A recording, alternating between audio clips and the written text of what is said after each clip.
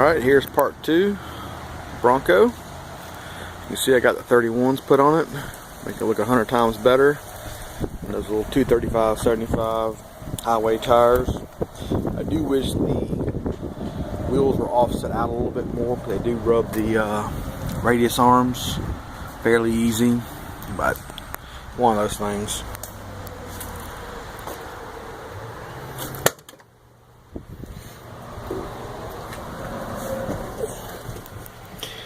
Replace the steering wheel, which made the overall driving experience so much better versus grabbing on that old ship just falling apart. Put a new rear window switch. It was a factory Ford piece as well. Kind of pricey, but it was neat. Ended up having to change the ignition key cylinder as well. It was already kind of janky when I first bought it, and one day I wouldn't take the key, so.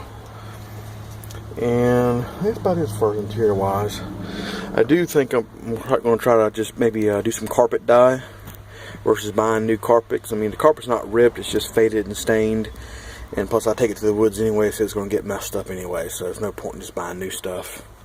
And instead of maybe trying to find some leather seats, I've looked on eBay and used the price for the stock style bucket seats, even these years or the later years, they're kind of pricey. Trying to find one off a truck or a Bronco.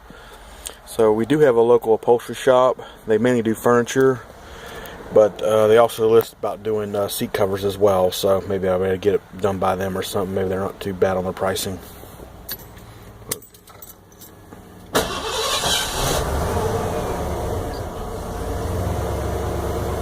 It does still want to sometimes crank up and they just go dead, and then it fires right back up on the second run. So I don't know. I did change out the idle air controller. I'll go over the engine in a minute. But see, it did roll over as well. I don't feel like talking over the engine.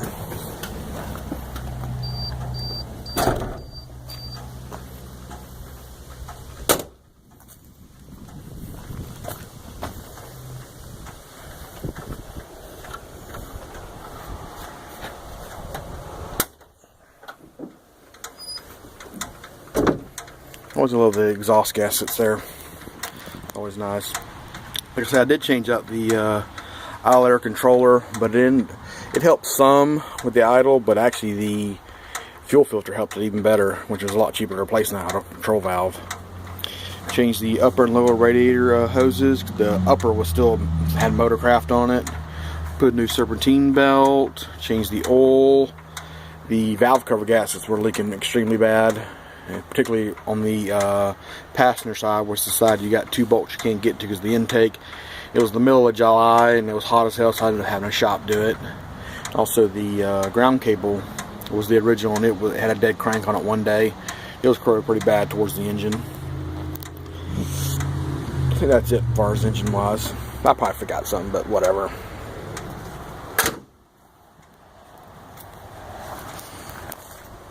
Got the pretty side here. Change out the exhaust system. Took out that muffler that was right by the transfer case. Basically put a factory tube style in the tailpipe. It's fairly quiet. I might get a little different muffler later, but I mean that was kind of a pricey muffler already, so oh well, who gives a shit. Changed out the bumper as well. It was a NOS bumper out on eBay. It was $100, $50 shipping, which is the same price you'd pay for one of them Weston bumpers, and you still got to buy brackets for it. What I like about these is they actually have the tuck around the body. I forgot to mention about the spare tire carrier. It was off on the first video. The guide bought it from took it off to paint it. I would have just swung it out of the way, taped the hinges up, and then painted it while I was still in the vehicle, but that's just me. Got the full-size spare general grabber, ET2, and that's a ABC tire cover. It's vinyl, but it's like their Tuffy series, almost like a canvas or denim or something like that. It's real nice. That's the tire I'll end up going with when I try to change out those Goodyears later on down the line. The rear end was puking gear oil out of the vent tube. I was worried that it was going out, but it didn't just need fluid change actually, so that was good. It has 3 to 5 gears, but it's non-limited slip, so maybe get a locker in the future anyway.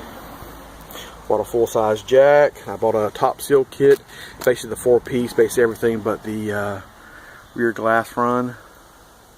Which I don't think you got to have the top off for that anyway, so that because it leaks a little bit, it'll drip down up on the seat retractor from the little top there, just drip down right up on it. We've got a new sending unit, filler hose just in case, throttle cable, vent shade, replace that plastic crap, super winch hubs.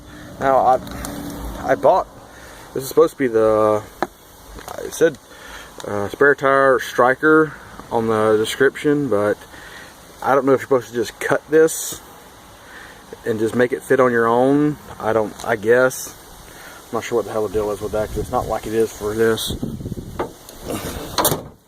You can see that's way bigger. I think you're supposed to just cut it or something, I guess. I mean, whatever.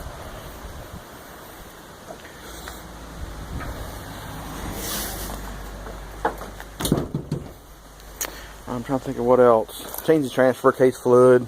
It didn't really need to be changed, but I really didn't know.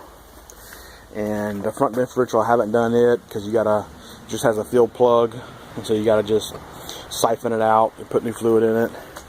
Probably gonna take it to a local shop that does transmission flushes. That way I'll get the torque converter at the same time. That's about it as far as future stuff, except maybe like running boards and just knick-knack shit, and plus whatever parts you see there. I've thought about maybe getting repainted because I do like, this is one of my favorite colors, the black and gray, but make it too nice and you don't want to go through the woods with it and shit like that. So, but also it needs shocks extremely bad. Going through the woods, it'll beat you to death. You know, I'm pretty sure these look like original shocks. Of course, I gotta buy 6 of the fuckers instead of just 4 because the dual. But I think October this month, I think Advance and O'Reilly's has a you buy 4, you get 1. They give you a rebate on one, so at least it'll help the cost some anyway. Maybe the sway bar bushings as well probably help it handle better. But that's pretty much it for the Bronco. I probably forgot something in the video, but I'll end up doing like a part 3 later on. I mean, it's October 8th, but I'll probably not the first year. I got too many other stuff going on. So, first of the year, I'll probably see something else about an update on it. All right, y'all take it easy.